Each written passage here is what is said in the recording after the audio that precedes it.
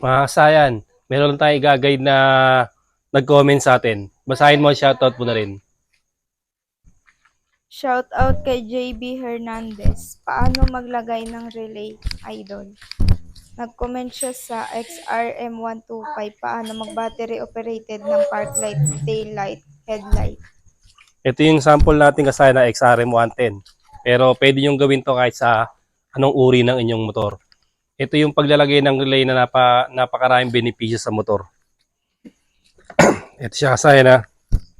Ang una natin gagawin dito ay pag-aralan muna natin yung mga number sa relay sa ilalim. Bali, ang ginagawa ko dito dati, yung bago pa lang ako, naglalagay ako ng number. Medyo lumabo na siya. Dito, lalagyan ko ng number yan. Bawa, ito, 86, 85, 87, dalawa yan ha. Tapos 30. Kailangan nyo munang makabisado yung number. 86 sa kaliwa, sa kanan 85, dalawang 87 sa harap, at number 30 sa likod. Ito yung palatandaan ng 30. Kahit anong relay, ito yung na may hawakan. Ito yung 30.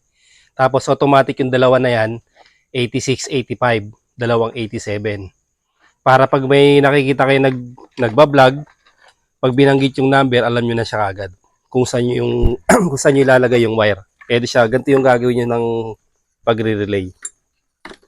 Etong number 30, kailangan natin ng fuse dito 15 amperes o kulay blue na fuse. Ayan siya number 30. Hindi natin ilalagay Ito siya. Ito Ganon din yan. Mas maganda ganito gamitin nyo yung mga ceramic socket tsaka original Bosch relay. Number 30, ito siya, pupunta siya rito. Yan. Parang ganito. Positive ng battery, Ito na lang muna natin kunin para, parehas lang din naman to. Number 30, punta sa positive ng battery. Ito. Pag nalagay nyo na yung 30, isunod nyo yung dalawa. Ito. Itong 86 na to, magpapagapag tayo papuntang accessory wire. Dito sa may flasher relay, automatic, merong accessory wire yan na kulay black. Tapos, halimbawa naman, iba yung motor nyo, Kawasaki brown, tsaka Yamaha brown. Tapos, orange sa Suzuki. Yun yung accessory wire. Dito nyo kukunin yung isa. Ito siya. Ginawa natin sa number 86, yung accessory wire. Nagpagapag tayo dito. Ito siya, Tutok mo rito para makita lang. Dito siya dumaan, Ito, tutok mo dito. Ito, yan. Ito, papuntang accessories to. Accessory wire. Dito siya kumuha sa, sa tawag dito, sa starter relay. Dito na connected sa starter relay. Pwede rin dito sa flash relay at pwede rin dito sa, sa brake switch, Kahit saan kayo kumuha ng accessory wire. Tapos yung isa, negative. Pag nalagyan nyo na yung nakadalawa na kayo, punta naman kayo sa kabila, negative naman siya. Kasi meron ng accessory wire, meron ng positive ng battery, accessory wire, okay na kagad. Tapos na yung tapos na yung inyong pagre-relay. Kasi yung dalawa, load na yon. Ito siya Pag nailagay nyo na sa negative yung isa, kailangan nyo lang ng additional. Ito. Additional body ground. Kailangan ng additional body ground para balanse. Pinalakas yung positive, kailangan din palakasin ng negative. Ngayon, ang susunod naman, yung dalawang 87 sa harap. Ito siya. Kung nasaan yung paglalagay nyo ng power, magduduktong lang kayo ng Ito siya Pupunta yan dito. Ito, tutok mo dito sa pinalusot natin. Ito, didiretso siya rito. Ito yung accessory wire. Tapos, nilagay natin di ba dito positive at negative. Plus additional negative. Tapos, ito yung, ito na yung 86. Yung accessory wire, Ito naman yung dalawang 87. Nagduktong tayo na katulad nito. Kaya kung dito mo ilalagay sa battery, kahit kayong kapal na mag-wiring, madali mo itong masusundan. Kasi isang positive, isang negative, alam mo na kagad yun. Tapos, yung isa accessory wire, yun lang ang aaralin mo, accessory wire, kung ngayon ka pala mag-wiring. Yung dalawang 87, dun mo na ilalagay yung yung load. Katulad nito. Ito na yung dalawang 87. Depende na sa inyo kung ano yung ilalagay nyo dyan, ha. Lahat ng mga pailaw nyo, ilalagay nyo. Tapos dito, sa isa na tong 87, halimbawa meron ko yung MDL, sa sample natin.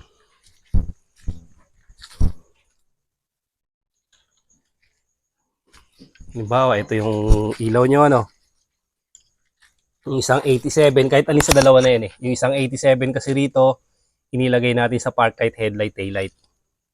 Tapos ito naman ilalagay natin sa isang 87. Lagyan nyo lang yung nyo, yung switch nyo.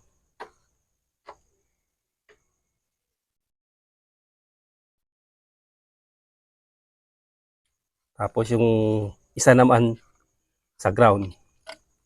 Halimbawa naman 3-way switch, yung common ang kukunin nyo. Ito kasi isang switch lang siya. Tapos ito lalagyan natin sa negative. Ito, sample lang naman to. Para makita nyo lang yung importante yung pagre-relay. Ito, sinample na lang din natin.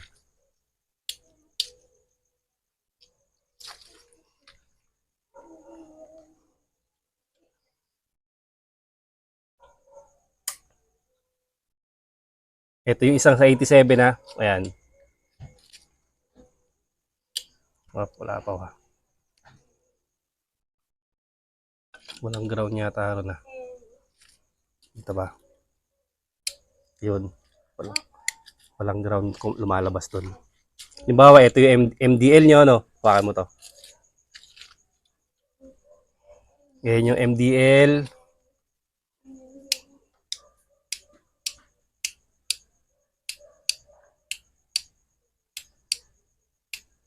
Oh, ayan siya. Tapader mo, tutok mo sa pader para mas kita nila.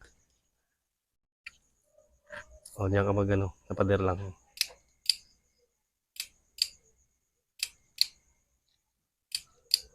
Or mode siya. Okay, ito yung isa Ito naman yung isa Kabit muna, kabit ko lang to para kailangan may ground eh.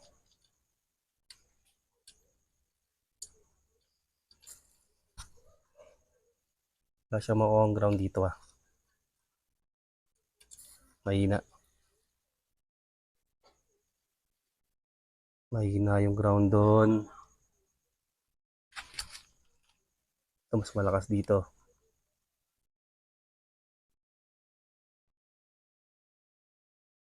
Yan. Ayan yung ground niya Tapos ito yung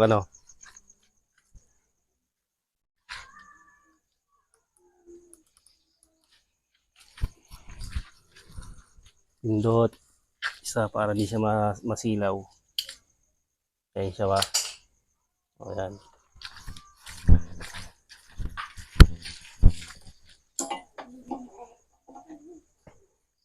Tapos, para malaman nyo naman siya na alisin nyo lang to. Alisin nyo lang inyong switch.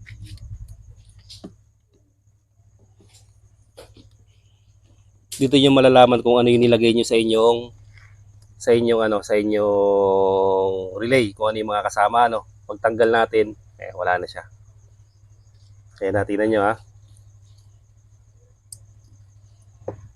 yan siya. Yan yung mga kasama sa relay. Ito meron din tong headlight, nawawala lang yung headlight natin Tagal kasi na stock. Kasama yung headlight nito.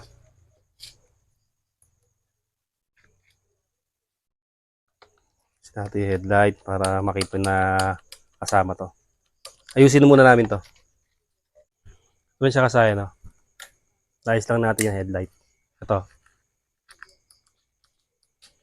Headlight, indicator o dashboard, tsaka yung taillight. Sinama na rin natin yung park light dyan Ayan. Pag umatras yung atras mo para makita nila, tinanggal natin yung yan kasama lahat sa fuse. Ang mga hindi kasama, signal light natin. Hindi kasama yan. Signal light, starter, hindi rin kasama Tsaka busina, hindi rin kasama. Ito lang yung kasama niyan. Pag nilagay natin, lahat ng iilaw, yun lang kasama sa ating relay. Ayan siya. Ganito kasayan yung gawin yung pag-relay kahit ano pa yung motor nyo. Siguraduhin nyo lang yung gagamitin yung relay, 287. Parehas mayroon siyang parehas siyang may supply. Pag isa yung walang supply, yung isa meron, maling relay yun. Kailangan original Bosch relay. Kaya naglabas tayo ng video ng original Bosch relay para yun ang magamit nyo. At siguradong okay na okay to. At siguradong i-recommend mo sa mga kaibigan mo tong gantong uri ng pagre-relay. Ayun siya kasayan. Naman yung ano niyan. Kahit ano rito kahit etong kabila na to, yan, etong kabila na to na 87, pwede yung panglagyan to ng iba't ibang underlights, kahit anong pailaw. Tapos eto, kahit 4 na MDL ilagay mo, walang magiging problema. Kung MDL lang ilalagay mo, kahit 4 na MDL, walang problema yan. Kaya mo lang tong pag-relay na to, siguradong maganda ang magiging resulta nito. Hanggang dito na lang mga kasayan. Salamat sa panonood.